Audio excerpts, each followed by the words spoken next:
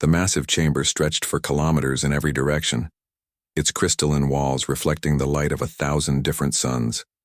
Representatives from hundreds of alien worlds sat in their designated sections, each area designed for the specific needs of their species.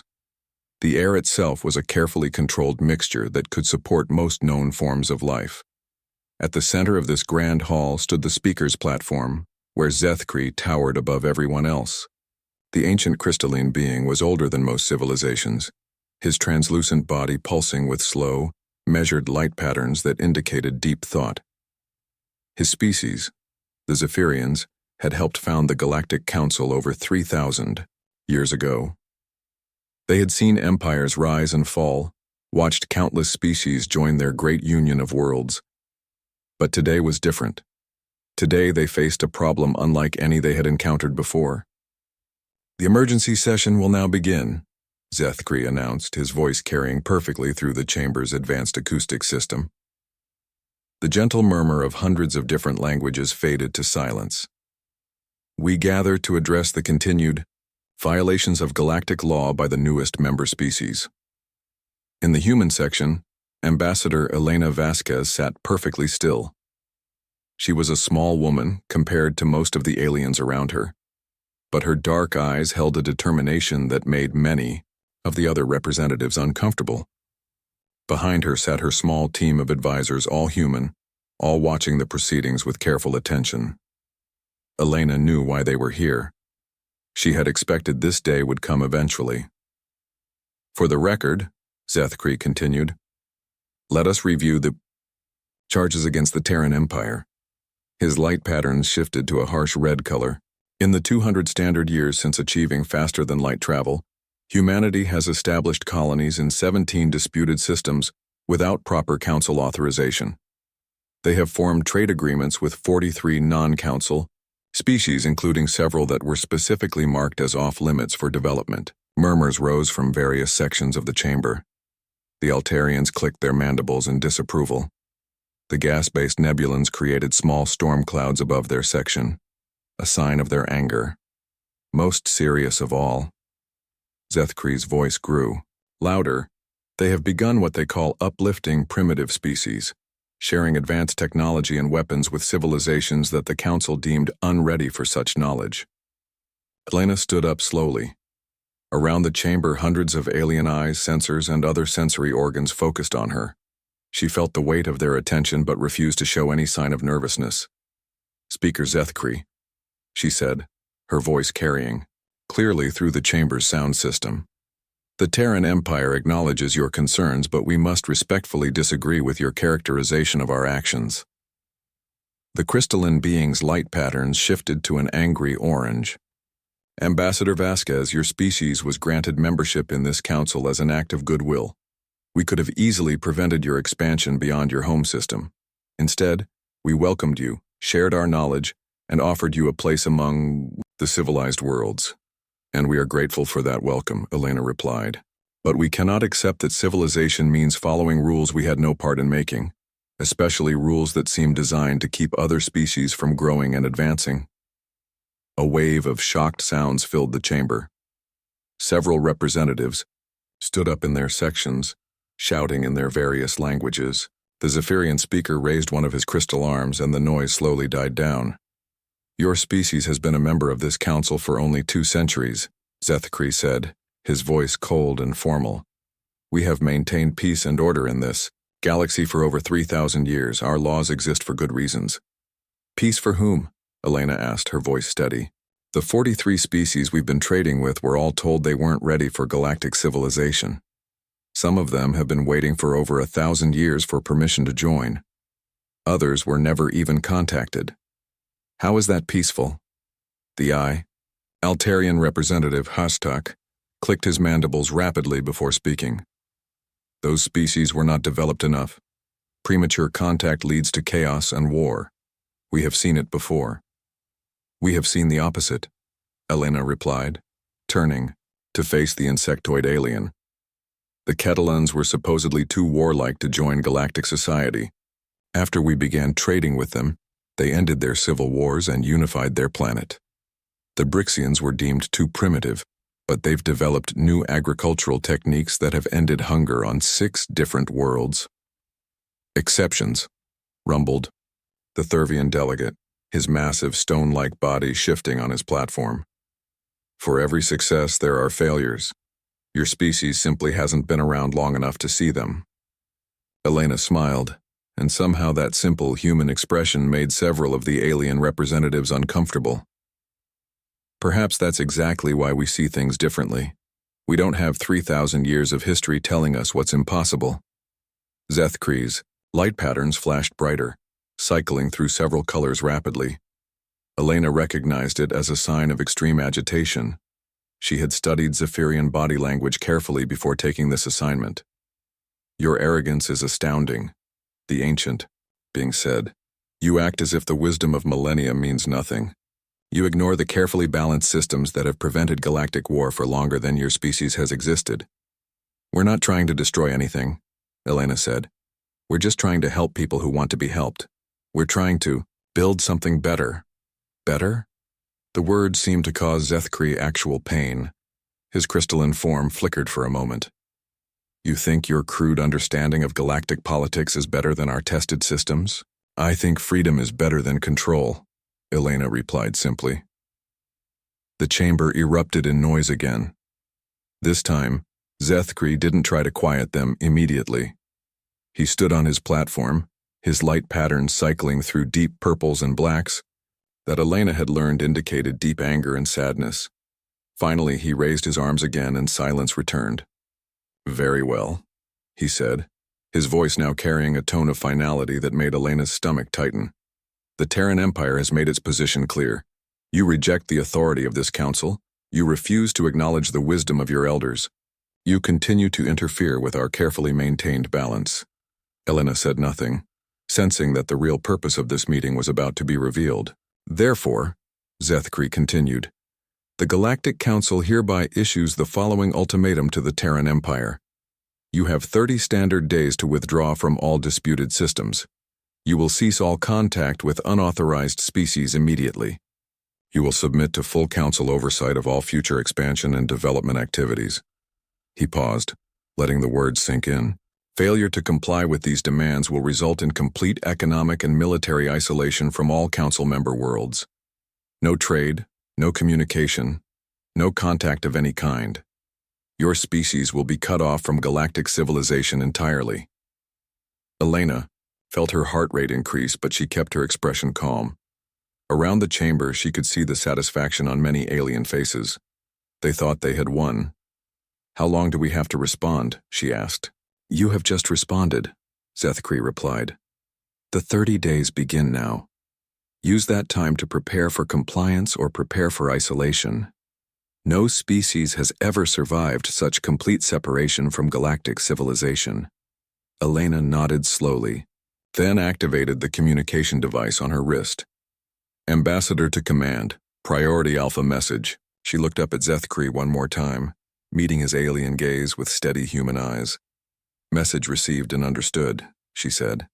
"The Terran Empire will respond within the specified time frame." As she turned to leave with her team, Elena heard the satisfied murmurs of the other representatives. They thought it was over. They thought humanity would have no choice but to surrender. They were about to learn how wrong they were. The emergency meeting began 3 hours after Elena's message reached Earth. In the secure conference room beneath the Imperial Palace in Geneva, the most powerful humans in the galaxy gathered around a simple metal table. The room's walls were lined with screens showing star maps, fleet positions, and resource reports from across human space. Emperor Marcus Chen sat at the head of the table, his weathered face showing no emotion as he listened to Elena's full report. At 67, he had led the Terran Empire for nearly 20 years, guiding humanity through its rapid expansion across the galaxy. His gray hair and lined face spoke of the burden of leadership, but his dark eyes still held the sharp intelligence that had made him one of history's greatest strategic minds. "So they want us to crawl back into our corner and be good little children," said Admiral Sarah Rodriguez, the head of the Imperial fleet. Her scarred hands drummed impatiently on the table. "How generous of them to give us 30 days to surrender. Everything we've built. They're counting on us panicking, replied Dr. James Harrison, the Empire's chief scientist and technology coordinator. Complete isolation sounds terrifying to most species. Cut off from galactic trade, technology exchange, cultural contact. Most civilizations would collapse within a few years. General Patricia Liu, commander of the Imperial Marines, leaned back in her chair. Most civilizations didn't spend their first century in space expecting this exact scenario. Marcus nodded slowly. James, give me the current status of Protocol Exodus. The scientist activated his tablet, and the room's main screen filled with complex charts and diagrams. All primary preparations are complete, Your Majesty. Our deep space colonies are fully self-sufficient. The backup technology archives are distributed across 47 secure locations. Emergency food production systems are operational on all major worlds. What about our allies? Asked Foreign Minister Chen Wei, Marcus's younger brother. The non-council species we've been working with. That's where it gets interesting, Elena said, speaking through the secure communication link from the council station. I've been in contact with several of their ambassadors since the meeting ended. They're scared, but they're also angry. The Ketelans are talking about formally rejecting any future council contact. The Brixians have already started moving their trade fleets toward our space. Marcus stood and walked to the large window that looked out over Lake Geneva. The sun was setting, casting orange light across the water where his ancestors had once struggled with much simpler problems. How many council worlds have significant human populations, he asked. Approximately 847 worlds have human colonies or settlements of more than 10,000 people, replied Minister of Colonial Affairs Rebecca Santos. Total human population in council space is roughly 2.3 billion. And how quickly can we evacuate them? With our current transport capacity and the help of allied ships, we can have everyone out in 6 weeks, Admiral Rodriguez reported. It won't be comfortable, but it's doable. General Liu leaned forward. Your Majesty, are we really considering abandoning council space entirely? We have massive investments there, established colonies, trade relationships worth trillions of credits. Marcus turned back to face the table. Patricia, what did you think when you first heard about the ultimatum? The general frowned. Honestly, I thought it was about time. We've been walking on eggshells for 2 centuries trying to play by their rules while helping people they wanted to keep suppressed. It was always going to come to this. Exactly. Marcus returned to his seat. We've been preparing for this, days since we first encountered the council. They've always seen us as temporary guests in their galaxy, not as equals. Now they're making that official. Dr. Harrison pulled up another set of data on his tablet. The isolation won't be as devastating as they think. Our technology development has already surpassed theirs in several key areas. We've been sharing innovations with our allied species that the Council never bothered to develop. Such as? Foreign Minister Chen asked. Adaptive AI systems, modular ship construction, biological terraforming techniques, quantum communication networks. The Council has been using the same basic technologies for over 1,000 years. They're advanced, but they're not innovative. Elena's voice came through the speaker again. There's something else you all need to know. I've been monitoring communications, here since the meeting ended. Several council species are having emergency sessions of their own. The Altarians are furious that we didn't immediately surrender. But the Viridians and the Aquarians are asking questions about whether the ultimatum was necessary.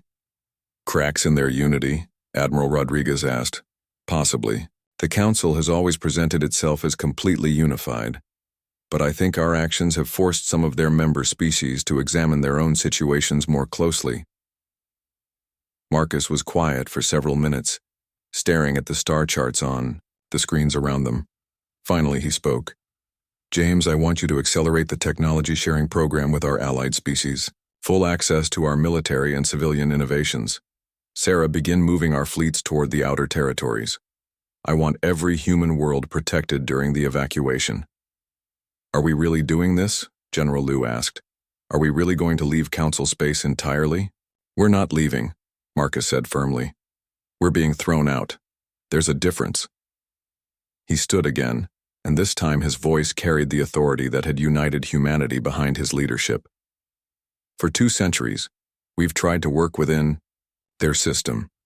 We've followed their rules, respected their traditions, and accepted their limitations. In return, they've treated us like dangerous children who need constant supervision. He walked to one of the star maps showing the galaxy's spiral arms. They think isolation will destroy us. They believe we need them more than they need us. They're about to learn how wrong they are. Foreign Minister Chen looked worried. Marcus, we're talking about taking on the most powerful political entity in galactic history. If this goes badly, we could be responsible for the destruction of human civilization. And if we surrender now, Marcus replied, we'll be responsible for accepting permanent second-class status in our own galaxy. He turned to face the table. Our ancestors didn't accept limitations when they were told they couldn't cross oceans, couldn't fly, couldn't reach the stars. We're not going to accept them now. Admiral Rodriguez smiled grimly. What are our orders, Your Majesty?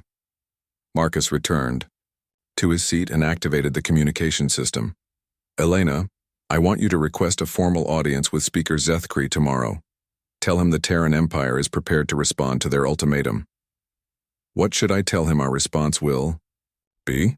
Marcus looked around the table at the faces of his advisors, his friends, the people who had helped him guide humanity to the stars. He saw determination, fear, excitement, and resolve. Tell him that the Terran Empire formally withdraws from the Galactic Council effective immediately. We reject their authority over human affairs. We will evacuate all human citizens from Council space within 30 days, and we will take with us any species that choose to join us.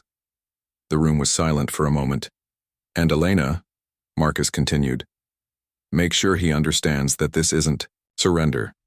This is a declaration of independence. Dr. Harrison was already working on his tablet. I'll need to contact our colony administrators and prepare the evacuation protocols. Do it, Marcus ordered. Sarah, I want our fleets moving. Within 12 hours. Patricia, coordinate with our allied species military leaders. Wei, draft formal letters to every government we've been working with. Let them know they have a choice to make. As his advisors began making their preparations, Marcus remained seated, staring at the star charts. In 30 days, humanity would be alone in a hostile galaxy, cut off from everything they had known. He had never felt more confident in his life. 6 months had passed since the Great Exodus, and the galaxy was changing in ways no one had expected. Captain Maria Santos stood on the bridge of the exploration vessel New Horizons, watching through the main view screen as another refugee convoy approached their position. 36 ships of different designs moved together through space, their hulls bearing the marks of various alien species that had chosen to leave Council territory behind. Captain, we're receiving a transmission from the lead vessel, reported. Lieutenant Kim at the communication station. Put it through. The face that appeared on the screen was covered in golden fur, with large black eyes and a snout full of sharp teeth. Captain Roth of the Kettlein Free Fleet had been one of the first non-human commanders to join what was now being called the Free Systems Alliance. Maria, good to see you again, Roth growled in heavily accented standard. We have another group of refugees from the Centauri cluster. 40,000 Viridians who decided they'd rather take their chances with us than stay under Council control. Maria smiled. Any problems during the journey? 3 Council patrol ships tried to intercept us near the Beacon Nebula, but they didn't try very hard to stop us. I think some of their ship commanders are having second thoughts about this whole isolation policy. That didn't surprise Maria. In the 6 months since humanity's exodus, the reports from inside Council space had been troubling for the galactic government. 17 different species had formally requested permission to establish trade relationships with the Free Alliance. When those requests were denied, 12 of them had simply declared their independence and left Council space entirely. Send the convoy coordinates to New Geneva Station, Maria ordered. They'll get full refugee assistance there. Already transmitted. Oh, and Maria, you should know. We picked up some interesting intelligence on our way out. The Council is having major food distribution problems. Turns out they depended on human agricultural innovations more than they realized. After the transmission ended, Maria walked to her ready room and activated her secure communication link to Imperial Command. The face of Foreign Minister Chen Wei appeared on her screen. Minister, I just received another refugee convoy. This makes the 47th group this month. Chen nodded grimly. The numbers keep growing. We now have over 200 million non-human refugees in Alliance space. Our integration programs are stretched to the limit. How are the new colonies developing? Better than anyone expected. The joint human-alien settlements are showing remarkable innovation rates. The Brixian agricultural techniques combined with our terraforming technology are producing food yields 30% higher than our best previous efforts. Maria leaned back in her chair. What's the latest from the Council territories? That's why I'm calling. We've received intelligence, reports that suggest significant unrest on at least 40 Council worlds. The Altarians are demanding military action against us, but the Aquarians and several other species are pushing back. There are rumors of heated arguments in the Council chambers. Are we causing a civil war? Not exactly, but we're definitely causing them to question their system for the first time in millennia. Chen paused, looking at something off-screen. Maria, there's something else. We've been monitoring their communications, and it appears they're having serious economic problems. What kind of problems? The kind that happen when you lose 25% of your most innovative trading partners overnight. Human colonies weren't just consumers in Council space. We were major producers of new technologies, agricultural products, and manufactured goods. The sudden loss of all that productivity is creating shortages across their territory. Maria felt a complex mix of satisfaction and concern. Are people suffering? Some, yes. But that's not our fault. They chose to isolate us rather than work with us. We offered partnership and they demanded submission. The door chime interrupted their conversation. Come in, Maria called. Dr. Yuki Tanaka, the ship's xenobiology specialist, entered the ready room. Her usually calm expression showed signs of excitement. Captain Minister Chen, I apologize for interrupting, but you need to see this. She activated her tablet and connected it to the room's display system. The screen filled with complex molecular diagrams. This morning, we received a data packet from the Helix colony. That's the joint human Zeltron settlement in the Outer Rim. They've successfully synthesized a new class of medical compounds that can treat cellular damage in 17 different alien physiologies. Maria stared at the data. 17 different species, including some that the Council classified as biologically incompatible with standard galactic medicine. The breakthrough came from combining human synthetic biology with Zeltron biochemistry and Brixian organic computing techniques. Foreign Minister Chen leaned forward on the screen. Doctor, are you saying that our mixed colonies are developing technologies that the Council never achieved? Not just developing, they're developing them faster than anyone thought possible. When you put different species together and let them share freely without bureaucratic oversight, innovation accelerates exponentially. Maria stood and walked to the view screen, looking out at the stars. How many joint colonies do we have now? 87 confirmed settlements with at least 3 different species working together, Chen replied. And we're getting requests to establish more every week. Dr. Tanaka continued her report. Captain, there's something else. The new medical compounds aren't just treating diseases, they're enhancing natural abilities. Humans who've received the treatments are showing improved reaction times and pattern recognition. Zetrons are developing enhanced telepathic ranges. Brixians are growing stronger and more resilient. Are we looking at some kind of evolutionary leap? Maria asked. Possibly. When species that evolved separately work closely together and share biological innovations, the results can be unpredictable. We might be witnessing the beginning of something entirely new. Foreign Minister Chen was quiet for a moment. Doctor, how quickly can this treatment be distributed to our allies? The synthesis process is relatively simple once you have the basic compounds. Most of our colonies could begin production within a few months. Do it. Make it a priority.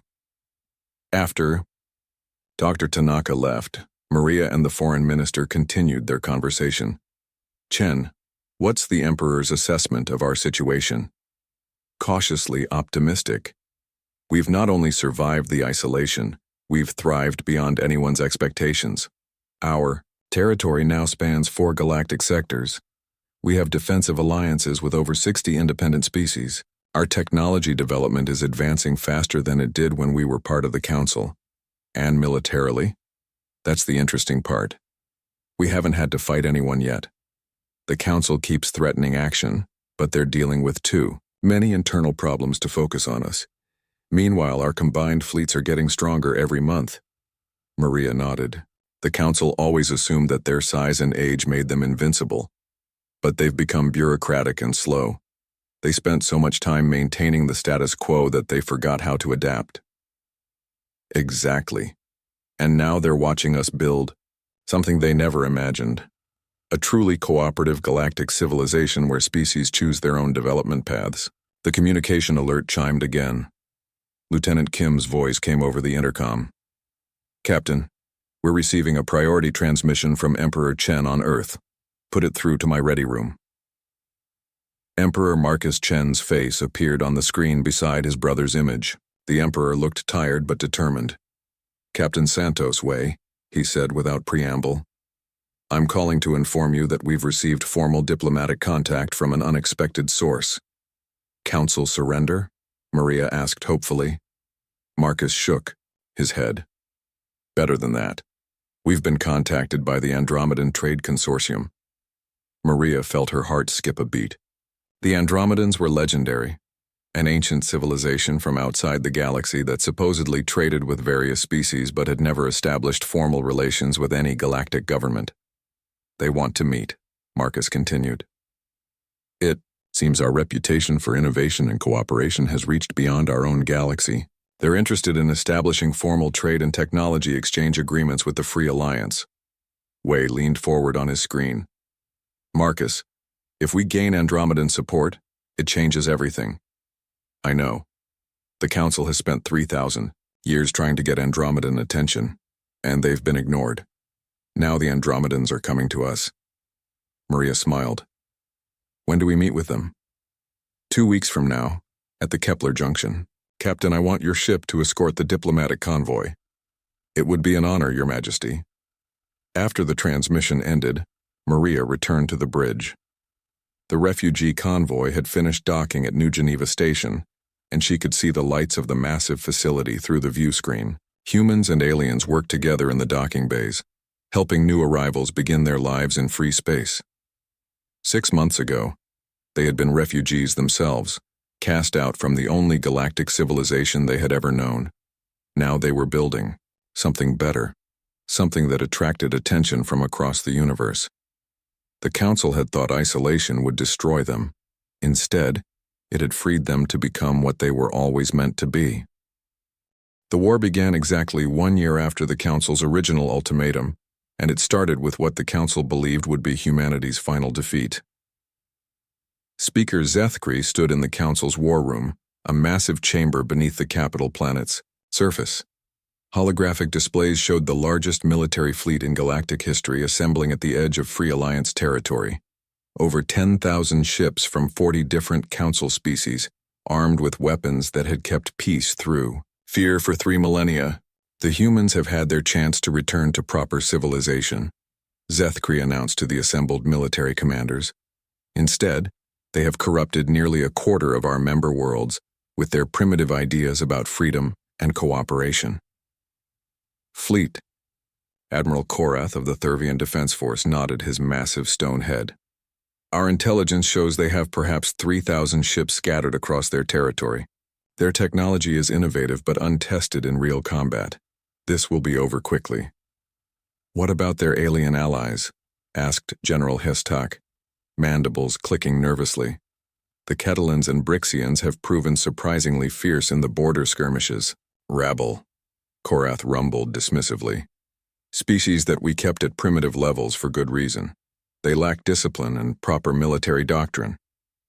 Zethkri's crystalline form pulsed with satisfaction. The attack begins in 6 hours. We will strike their primary stronghold at the Kepler Junction, destroy their main fleet and end this rebellion once and for all. But 300 light-years away, in the command center of the Free Alliance Defense Force, Admiral Sarah Rodriguez was studying the same intelligence reports with very different conclusions. "They're coming in exactly as we predicted," she told the assembled commanders from a dozen different species. "Massive force, traditional formation, straight-line attack on what they think is our primary base." Captain Roth of the Catalan Free Fleet showed his fangs in what humans had learned to recognize as a smile. "They still think like an empire. Big ships, overwhelming force, intimidate the enemy into surrender. That might work against other council species," added Commander Vex of the Brixian Defense Corps, her tentacles writhing with anticipation. "But we're not trying to preserve ancient traditions. We're trying to survive." Admiral Rodriguez activated the main display, showing the Kepler Junction system. "They're expecting to find our main fleet waiting for them in defensive formation around the station. Instead, they're going to find something very different." The hologram zoomed in to show what appeared to be a standard defensive setup.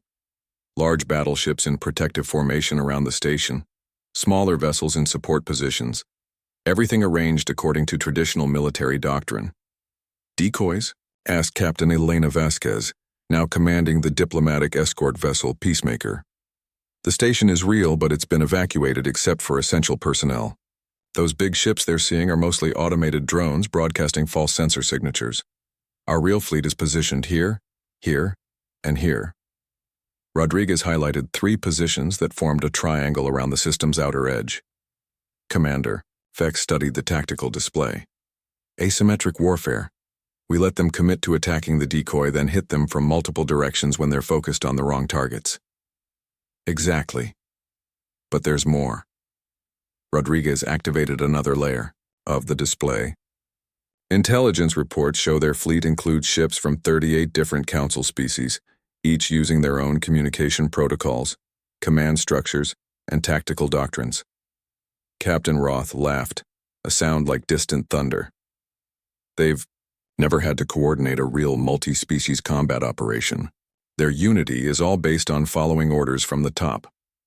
While our forces have been training together for months," Rodriguez continued, "human tactical flexibility, Catalan ferocity, Brixian coordination, Viridian technological integration. We're not just allies, we're a unified fighting force."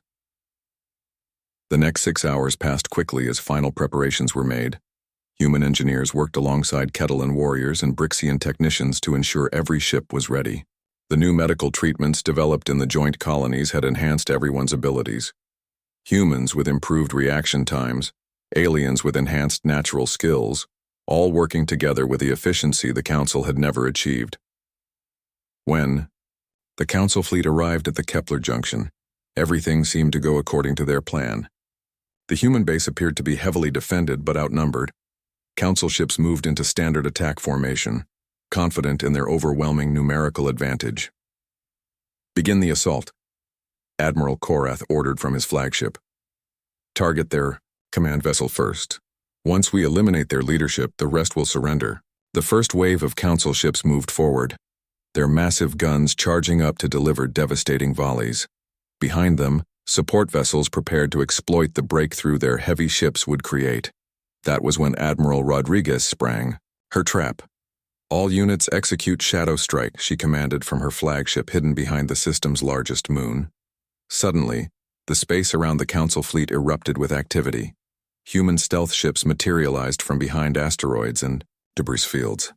Catalan attack vessels came screaming in from the system's outer edge. Brixian coordination ships began jamming Council communications while directing Allied attacks with precision the enemy couldn't match.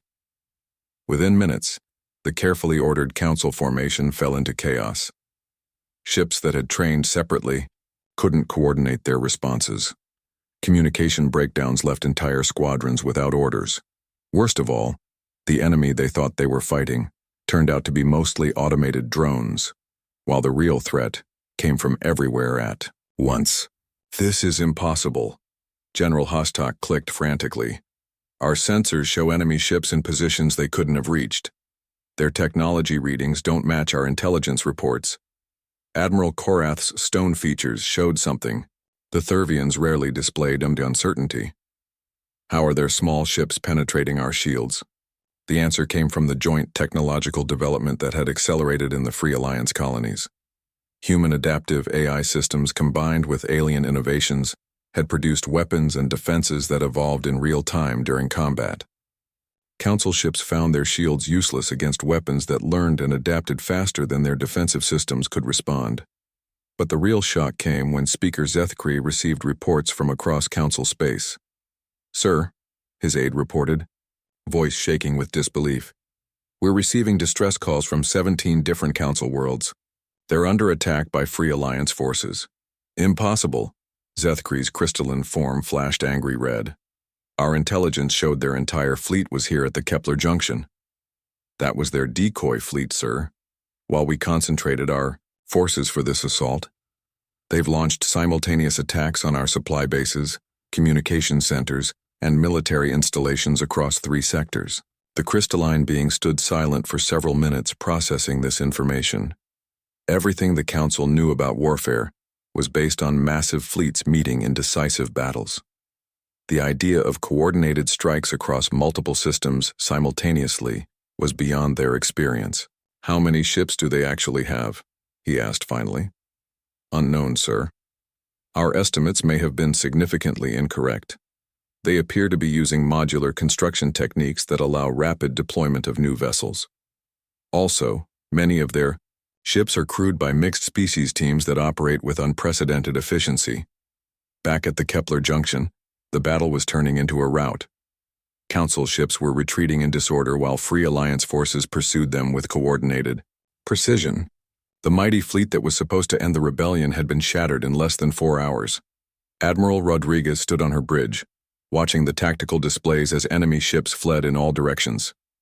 Admiral, her communications officer, reported, "We're receiving surrender requests from 12 Council vessels. They're requesting permission to withdraw." "Grant it," Rodriguez ordered. "We're not here to destroy them.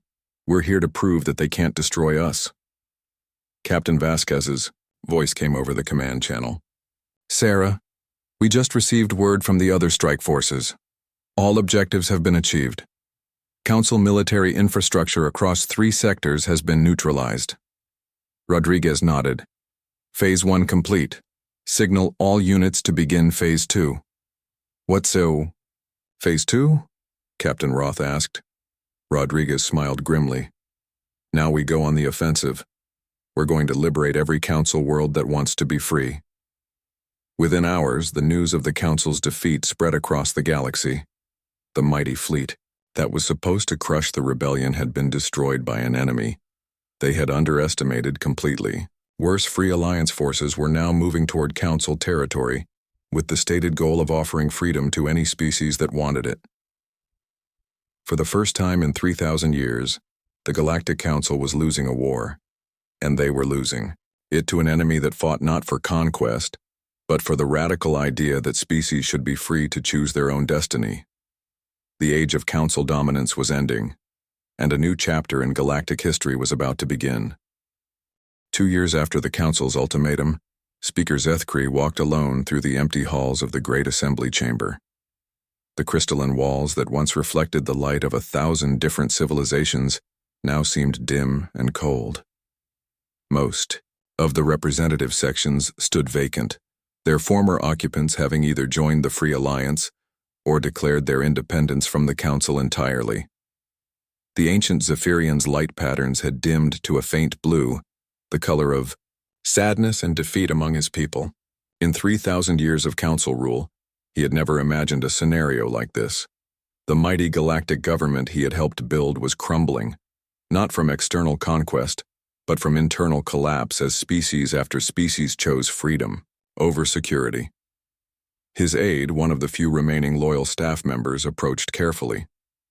"Sir, Emperor Chen has arrived. He's waiting in the diplomatic suite." Zethkree's form flickered slightly. The human leader had come personally to the Council capital, not as a supplicant seeking readmission, but as the representative of a rival galactic power that now controlled more territory than the Council itself. "Very well," Zethkree said, his voice carrying none of its former authority. "I will see him." The diplomatic suite had been designed to impress visitors with the Council's power and majesty. Ancient artifacts from dozens of civilizations lined the walls, and the massive windows offered a view of the capital world's gleaming cities. But today, even those cities looked smaller and less impressive than they once had. Emperor Marcus Chen stood by the windows, looking out at the urban landscape below. At 70, he showed the signs of leading humanity through its greatest transformation, but his eyes still held the sharp intelligence that had guided the Terran Empire to independence. "Speaker Zethkri," Marcus said, turning as the crystalline being entered. "Thank you for agreeing to meet with me, Emperor Chen." Zethkri's greeting was formal but no longer hostile. "I confess I am curious about your purpose here. Your alliance now controls nearly half the galaxy. Why seek negotiation with what remains of the Council?" Marcus gestured toward the conference table. "Because despite our differences, I believe we share a common goal, the welfare of the species we represent." They sat across from each other, the human leader small and organic compared to the towering crystalline alien, yet somehow the balance of power had completely shifted since their first confrontation. "Your alliance has caused the collapse of galactic civilization," Zethkri said, though his tone lacked conviction. "Chaos spreads across former Council worlds. Some species are even fighting each other without our oversight to maintain order. Some species are learning to solve their own problems without a galactic parent telling them what to do," Marcus replied calmly. "Yes, there's been conflict. Freedom is messy. But the alternative, eternal subjugation to an authority that treats advanced civilizations like children, was worse." Zethkri's light patterns shifted to deep purple, the color of contemplation. "Our system maintained peace for 3 millennia. Your system maintained control for 3 millennia, Marcus corrected. Peace and control aren't the same thing. Real peace comes from cooperation between equals, not obedience to superiors." The Zephyrian was quiet for several minutes. Finally, he spoke again. "What do you want from me, Emperor Chen? The Council's military forces have been defeated. Our member worlds abandon us monthly. Our authority exists now only on paper." Marcus leaned forward. "I want to offer you something your ultimatum never offered us. A choice." "Explain." "The Free Systems Alliance is not about human dominance. It's about voluntary cooperation between species that choose to work together as equals. Any species can join, including the remaining Council races." Zethkri's form brightened slightly. "You would welcome former Council members into your alliance? Under the same terms as everyone else. No special status, no recognition of previous authority, no guarantee that your traditional ways of doing things will be preserved. But full membership, full voice in alliance decisions, and full freedom to develop your worlds as you see fit." The crystalline being stood and walked to the windows. Below them, the capital city continued its daily functions, but many of the buildings that once housed Council bureaucracies stood empty or had been converted to other purposes. "And what of those who choose not to join your alliance? They're free to remain independent or form their own associations. The alliance doesn't seek to rule the galaxy. We seek to free it from the idea that any single authority should rule it." Zethkri turned back toward Marcus. "Your species destroyed our ancient order." "Your ancient order was destroying itself," Marcus replied without anger. It had become so focused on preventing change that it couldn't adapt when change became necessary. We didn't destroy the Council, we offered an alternative that species found more attractive. For the first time in their conversation, Zethkri's light patterns showed a hint of their old intensity. "The chaos you've unleashed could lead to galactic war. The peace you enforced was leading to galactic stagnation," Marcus countered. "In the 2 years since our exodus, Joint Alliance colonies have made more technological and social advances than the Council achieved in the previous 2 centuries. When species are free to innovate and cooperate without bureaucratic interference, progress accelerates." Zethkri returned to the table. "What specifically are you proposing?" Marcus activated a holographic projector that showed a map of the galaxy. Blue regions marked Alliance territory, red showed remaining Council space, and green indicated independent worlds. Next month, we're convening the first Congress of Free Worlds on the neutral world of Harmony Station. Representatives from over 400 species will gather to establish the fundamental principles of galactic cooperation. No species will be forced to attend, but all are invited. The map zoomed in to show the location of Harmony Station, positioned exactly between former Council and Alliance space. I'm personally inviting the Zephyrian people to send representatives, Marcus continued, not as former Council leaders, but as equals seeking to help build a better galactic community. Zethkri studied the holographic display. And if we choose not to participate? Then you remain free to govern your own worlds as you see fit. The Alliance doesn't force membership on anyone, but you'll also remain isolated while the rest of the galaxy moves toward greater cooperation and shared prosperity. The ancient being was quiet for a long time. Finally, he spoke. You realize that many of my people will never accept humans as equals. We've ruled the galaxy for 3,000 years. The idea of following human leadership is... We're not asking you to follow human leadership, Marcus interrupted. We're asking you to join a community where no single species leads, where decisions are made by consensus among equals, where innovation and cooperation are valued more than tradition and control. Zethkri's light patterns shifted through several colors before settling on a pale gold, the Zephyrian color of cautious hope. If the Zephyrians were to attend this Congress, what would be expected of us? The same thing expected of every other species. Honest participation in designing a governmental system based on freedom and mutual respect.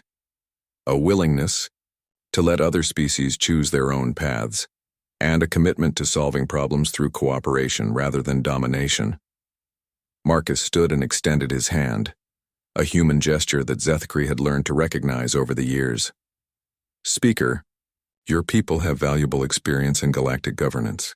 Used properly, that experience could help us build something better than either the old council or the current alliance. But it has to be based on partnership, not control. Zethkri looked at the extended hand for several seconds, then reached out with one of his crystalline appendages to touch it briefly. I will carry your invitation to my people, he said finally. I cannot promise what their response will be. That's all I can ask. As Marcus prepared to leave, Zethkri spoke once more. Emperor Chen, may I ask you a personal question? Of course. Do you truly believe that a galaxy without central authority can maintain peace and order? Marcus paused at the door. I believe that a galaxy where species are free to choose their own destinies will find its own balance. It won't be the same kind of order you maintained, but it will be something better. It will be order that exists because people want it, not because they fear the consequences of disorder. 3 months later, the first Congress of Free Worlds convened on Harmony Station. Representatives from 423 species gathered in a great assembly chamber that had been designed without any elevated platforms or special positions. Every delegate sat at the same level in a great circle that symbolized equality and mutual respect. Among those representatives were 12 Zephyrians, including Zethkri himself. They had chosen to join not as former rulers but as equals seeking to help build a new galactic community. The Congress lasted for 6 weeks, and when it ended, the fundamental charter of the Galactic Federation of Free Worlds had been established. It was a document that guaranteed the sovereignty of member species while providing mechanisms for cooperation, trade, and mutual defense. Most importantly, it included a clause that no species could be forced to join, and any member could leave at any time. Emperor Marcus Chen, now elected as the Federation's first rotating president,